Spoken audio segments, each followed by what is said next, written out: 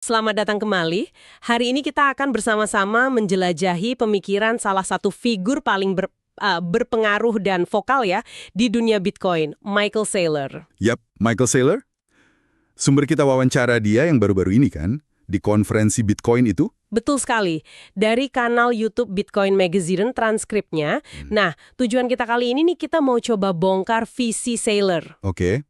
Gimana dia melihat kondisi Bitcoin sekarang, terus potensi masa depannya gimana yang katanya luar biasa itu. Sama strategi perusahaannya, MicroStrategy, yang ambisius banget itu. Iya, super ambisius. Dan apa sih yang bikin dia yakin itu? Kita akan coba kupas tuntas wawancara ini khusus untuk Anda. Sip, mari kita mulai.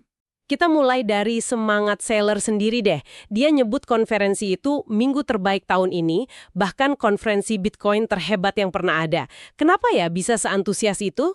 Ya, menurut dia sih karena rentetan pengumuman penting itu, ada GameStop, terus wali kota Adams dengan Bitbonds-nya. Oh iya, ada juga pengumuman kredit Bitcoin, bahkan ada pejabat tinggi AS kan? Nah, itu dia. Buat Saylor, ini bukan sekedar berita biasa gitu.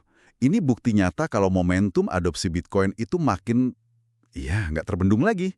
Di semua lini. Pandangan ini menarik, apalagi konsepnya soal bagaimana Bitcoin diadopsi. Dia punya analogi yang agak unik ya, nyebut Bitcoin semacam virus. Bisa dielaborasi sedikit? Bener, itu salah satu konsep kuncinya dia.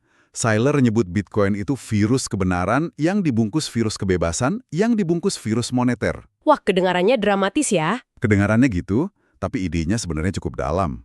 Menurut dia, penyebaran virus ini mau itu ke kota, negara bagian, perusahaan, bahkan mungkin negara yang kita anggap lawan, itu justru akan memperkuat jaringan Bitcoin itu sendiri. Oh, jadi malah bagus gitu ya? Iya, ini menarik karena kayak ngikutin teori efek jaringan sama konsep anti-fragile-nya Nassim Taleb. Gangguan atau adopsi dari pihak yang beda-beda justru bikin sistemnya makin kuat. Jadi Saylor ngelihatnya adopsi Bitcoin itu bukan penaklukan, tapi lebih kayak transformasi yang nggak bisa dihindari buat siapa aja yang mengadopsinya. Dia percaya siapapun yang coba manfaatin Bitcoin, bahkan mungkin niatnya nggak bagus-bagus amat, ujung-ujungnya bakal terinfeksi sama logika rasionalitasnya Bitcoin. Oh gitu. Dan malah jadi ikut berkontribusi pada kekuatan jaringan. Setiap entitas baru bawa energi, nambahin checks and balances, bikin Bitcoin makin kuat. Jadi transformasinya dari dalam gitu ya? Kalau gitu siapa sih yang mempengaruhi pemikiran Saylor sendiri? Visinya kan kuat banget nih. Penasaran juga siapa mentor atau inspirasinya dia. Dia ngaku belajar banyak dari sejarah ekonomi dan politik, nyebut nama kayak Murray Rothbard, Will Durant, terus ekonom aliran Austria kayak Hayek, von Mises. Oke, tokoh-tokoh klasik ya? Betul. Dia bahkan bilang sering diskusi sama AI yang udah baca semua karya mereka, katanya. Haha, menarik. Tapi, kalau harus milih satu mentor di era modern, yang paling penting pilihannya jatuh ke Satoshi Nakamoto. Oh, Satoshi. Kenapa Satoshi? Karena menurut Saylor nih, pemikir-pemikir hebat sebelumnya itu jago banget nunjukin masalahnya. Uang yang rusak, intervensi pemerintah yang sering gagal, kedaulatan individu hilang. Mereka bisa jelasin penyakitnya. Tapi nggak ada obatnya gitu. Nah itu dia, mereka nggak punya solusi praktisnya. Satoshi lah lewat Bitcoin yang pertama kali ngasih solusi konkret. Solusinya itu yang Saylor sebut uang sempurna atau perfect money. Intinya, untuk pertama kali, energi ekonomi nilai bisa ditarik dari aset fisik biasa yang terikat lokasi atau pihak ketiga, kayak tanah, fiat, emas, saham, dan diikat langsung ke individu. Bisa disimpan digital, bahkan katanya di dalam kepala dalam bentuk private key. Wah, Ini menurut Saylor bukan cuma inovasi finansial biasa. Ini revolusi yang bisa membalik struktur kekuasaan. Kasih harapan buat kebebasan ekonomi, politik, martabat, kedaulatan individu secara global. visi yang radikal banget ya. Iya, katanya sampai pemikir sebelumnya aja nggak kebayang solusinya. Ini jelas beda banget sama sistem keuangan tradisional yang penuh perantara dan kontrol terpusat. Visi besar soal uang sempurna ini ternyata bukan cuma teori ya buat Saylor. Justru ini jadi dasar langkah MicroStrategy yang, berani banget. Dan baru aja ditingkatkan lagi skalanya. Bisa ceritain soal rencana 4242 mereka? Kedengarannya sangat agresif. Memang sangat ambisius. 4242 ini rencana mereka buat 3 tahun ke depan. Mau ngumpulin 42 miliar dolar dari jual saham perusahaan, terus 42 miliar lagi dari nerbitin surat utang atau semacamnya. Jadi total 84 miliar dolar. Wow. Iya, 84 miliar. Tujuannya cuma satu, beli lebih banyak Bitcoin. Ini lonjakan besar dari rencana sebelumnya, 2121, yang mereka umumin Oktober 2024. Yang 2121 itu aja udah kedengaran besar loh. Nah, yang bikin kaget, target 21 miliar dolar dari saham itu kecapai cuma dalam 3-4 bulan. Jauh lebih cepat dari perkiraan awal, 3 tahun. Cepat sekali ya. Makanya, mereka lihat ada demand pasar yang gede banget, jadi ya udah, targetnya dilipat gandakan aja. Oke, jadi alasannya ada permintaan ya. Terus Bitcoin yang dibeli ini diapain? Cuma disimpan aja? Nggak cuma disimpan, Bitcoin ini bekerja. Mereka pakai sebagai kolateral, sebagai jaminan dasar buat nerbitin instrumen keuangan lain. Mereka udah nerbitin sekitar 10 miliar dolar obligasi yang dijamin pakai Bitcoin itu. Selain obligasi, katanya ada instrumen baru lagi ya, saham preference strike dan strive itu. Yang strive ini katanya nawarin dividen 10% selamanya. Beneran selamanya. Gimana caranya? Betul. Mereka baru terbitin 2 jenis saham preferen. Strike udah ada sekitar 1 miliar dolar. Nah, yang Strive ini emang bikin heboh, karena janjiin dividen 10% dari nilai parnya. Dan Saylor bilang bakal dibayar selamanya. Ratusan, bahkan ribuan tahun katanya. Wah, kedengarannya agak mustahil ya, 10% selamanya. Kuncinya ada di asumsi Saylor soal kenaikan harga Bitcoin. Perlu dicatat nih, janji dividen 10% selamanya ini sangat bergantung sama asumsi dia yang super optimis. Optimis banget ya. Banget. Dia proyeksiin nilai Bitcoin naik 30% per tahun selama 20 tahun ke depan, terus 20% atau lebih per tahun setelahnya. Untuk jangka waktu yang panjang banget. Jadi Bitcoin-nya harus naik terus ya? Betul. Jadi Bitcoin yang mereka pegang diharapkan nilainya naik jauh lebih cepat dari kewajiban bayar dividen 10% itu. Bitcoin-nya jadi mesin ekonomi yang hasilin dana buat bayar dividen sekaligus jadi jaminan buat investor. Ini pertaruhan besar sih pada apresiasi aset. Jadi itu strategi bisnis inti mereka ya? Jadi penerbit kredit berbasis Bitcoin? Iya, jadi pemimpin global di situ. Oke, jadi mereka bikin macam-macam rasa investasi berbasis Bitcoin. Tapi kenapa repot-repot bikin instrumen pakai mata uang beda? Kayak yen Jepang atau euro? Kan lebih gampang dolar aja.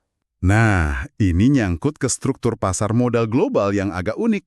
Kata Saylor, ada sekitar 400-500 triliun dolar modal institusional di dunia.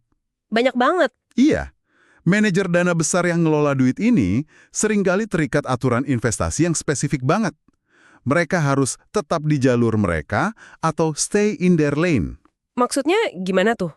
Ya, misalnya dana pensiun A cuma boleh beli obligasi korporat bagus pakai dolar. Investor institusi B di Jepang mungkin cuma boleh investasi pakai yen, meskipun imbal hasil dolar lebih bagus. Mereka nggak bisa sembarangan beli Bitcoin langsung atau instrumen di luar aturan mereka. Oh, jadi terikat aturan gitu ya? Makanya, MicroStrategy ini jadi kayak adaptor keuangan. Mereka bikin produk yang colokannya pas buat tiap jenis stop kontak investor institusi. Contohnya? Misalnya, mereka bisa terbitin surat utang pakai yen yang nawarin imbal hasil, katakanlah 4% buat investor Jepang. Buat investor Jepang itu, 4% dalam yen kan jauh lebih menarik daripada 0,5% dari obligasi lokal mereka. Iya juga ya. Nah, buat MicroStrategy, mereka dapat modal yen. Modal ini bisa mereka pakai buat dapetin imbal hasil dalam Bitcoin, BTC Yield buat memegang saham mereka. Ini cara cerdas buat jembatanin modal raksasa dari sistem tradisional yang kaku ke Bitcoin. Mereka kayak ngerjemahin Bitcoin ke bahasa yang dimengerti tiap investor.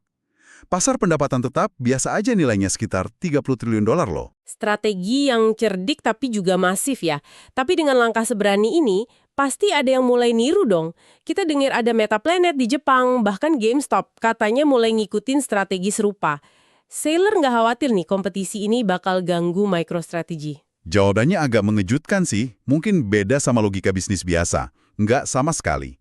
Saylor malah lihat ini bagus. Loh kok bisa? Dia punya pandangan kalau Bitcoin itu jaringan paling kooperatif di dunia. Dia pakai analogi poros penggerak atau drive shaft buat seluruh jaringan Bitcoin.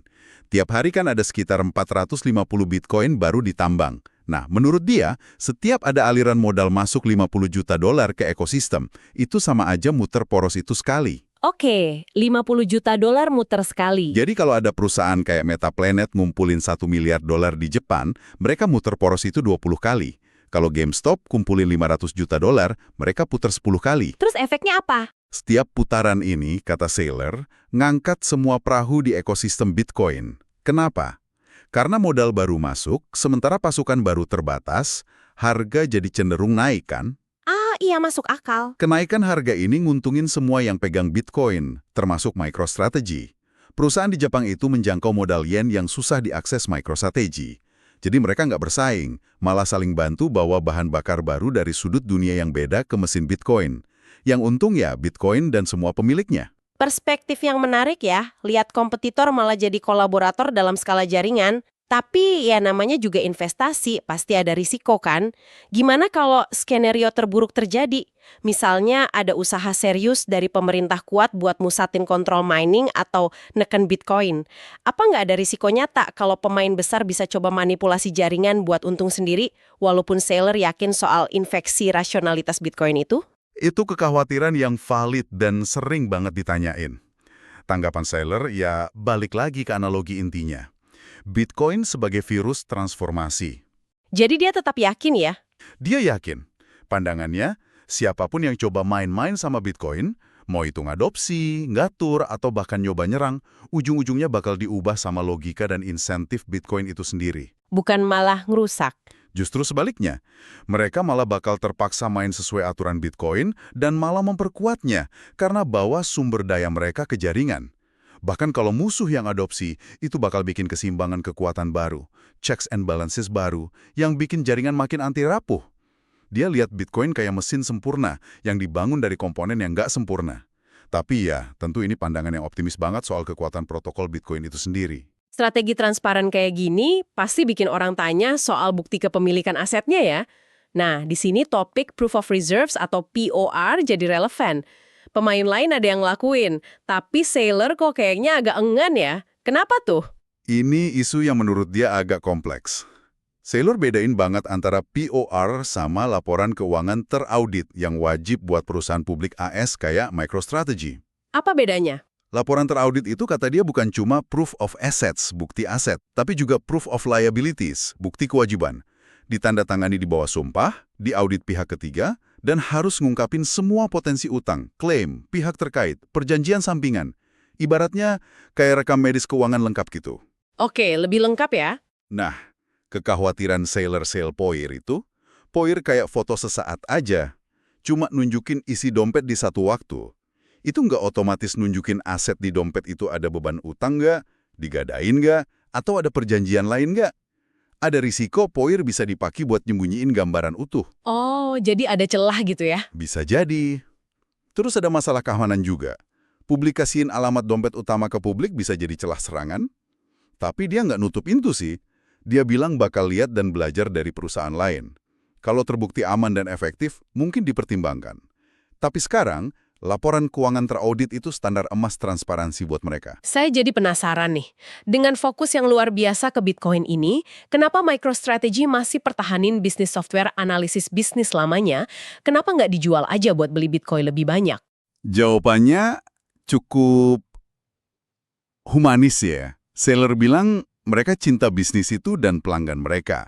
Bisnis itu ngasilin uang dan kasih nilai penting buat pelanggan. Jadi bukan cuma soal uang ya? Kayaknya gitu. Dia pakai analogi. Bayangin dokter gigi atau seniman yang jadi kaya raya karena Bitcoin. Apa mereka otomatis berhenti kerja? Mungkin nggak, kalau mereka beneran cinta sama kerjaannya. Kekayaan Bitcoin justru kasih mereka kebebasan buat terus lakuin apa yang mereka suka tanpa tekanan finansial. Jadi, bisnis software jalan terus karena tim suka. Dan itu penting buat pelanggan. Masuk akal juga sih. Terakhir nih, soal strategi investasi. Kita tahu Saylor aktif bantu perusahaan lain masuk ke Bitcoin. Tapi kenapa MicroStrategy sendiri nggak beli saham atau investasi di perusahaan-perusahaan Bitcoin lain itu? Bukannya itu bisa jadi peluang diversifikasi atau untung tambahan? Ada beberapa alasan strategis utama menurut Saylor. Pertama, soal netralitas. Dia mau bisa bantu ratusan perusahaan tanpa dicurigai pilih kasih karena punya investasi cuma di beberapa perusahaan aja. Jadi semacam Swiss yang netral gitu di ekosistem. Oke, biar netral. Kedua, kesederhanaan dan transparansi buat investor MicroStrategy sendiri. Instrumen utang mereka kan dirancang biar risikonya relatif gampang dimengerti. Dasarnya Bitcoin. Kalau mereka mulai investasi di puluhan perusahaan Bitcoin lain, analisis risikonya jadi rumit banget. Laporan keuangan bisa tebel banget. Perusahaannya jadi kabur. Biar investor nggak bingung ya. Betul. Ketiga, fokus sama model bisnis inti mereka. Model MicroStrategy kan spesifik. 1. Ekuitas yang intinya Bitcoin dengan leverage. 2. Instrumen kredit yang misahin volatilitas buat investor konservatif. Investasi di saham perusahaan lain, itu model bisnis beda. Lebih cocok buat VC atau PE. Intinya, tumpukan Bitcoin mereka yang 60-65 miliar dolar udah jadi dasar buat semua produk mereka. Investor perlu jelas apa yang mau dilakuin perusahaan jangka panjang biar percaya. Oke, jadi apa nih rangkuman utama yang bisa kita tarik buat Anda, pendengar kami, dari penjelajahan visi Saylor ini? Kita dengar pandangannya soal adopsi Bitcoin yang meledak global, keyakinannya pada Bitcoin sebagai kekuatan transformatif virus kebenaran itu tadi. Yap. Terus strategi unik MicroStrategy jadi jembatan keuangan tradisional ke Bitcoin. Dan terakhir, pandangannya soal sifat kooperatif jaringan Bitcoin, di mana sukses satu pemain malah ngangkat semua. Dan mungkin bocoran terpanas atau kesimpulan paling provokatif dari Saylor, itu ya keyakinannya kalau sebagian besar resiko fundamental Bitcoin sebenarnya udah jauh berkurang. Apalagi setahun terakhir ini.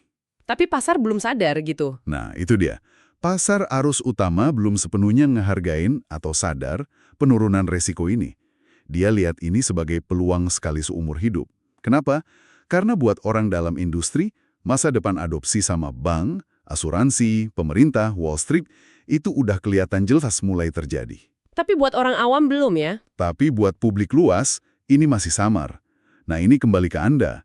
Ada potensi keuntungan pemahaman dengan mencerna perspektif kayak gini sekarang, sebelum jadi pengetahuan umum. Bahkan setelah 20 tahun adopsi massal, berada di standar Bitcoin bakal tetap 7-10 kali lebih baik daripada bertahan di standar fiat. Mengingat perspektif historis dan keyakinan yang kuat itu, faktor-faktor apa ya di luar yang udah kita diskusikan hari ini? Mungkin terobosan teknologi lain, pergeseran geopolitik besar, atau tantangan sosial baru yang menurut Anda bisa secara signifikan nantang atau sebaliknya justru makin memperkuat prediksi jangka panjang yang sangat optimis itu? Pertanyaan bagus tuh buat direnungkan. Terima kasih sudah menyimak eksplorasi mendalam kita mengenai perspektif Michael Saylor tentang Bitcoin ini. Terima kasih. Diskusi kita hari ini didasarkan pada transkrip wawancara dari kanal YouTube Bitcoin Magazine ya. Betul. Sampai jumpa di pembahasan menarik berikutnya.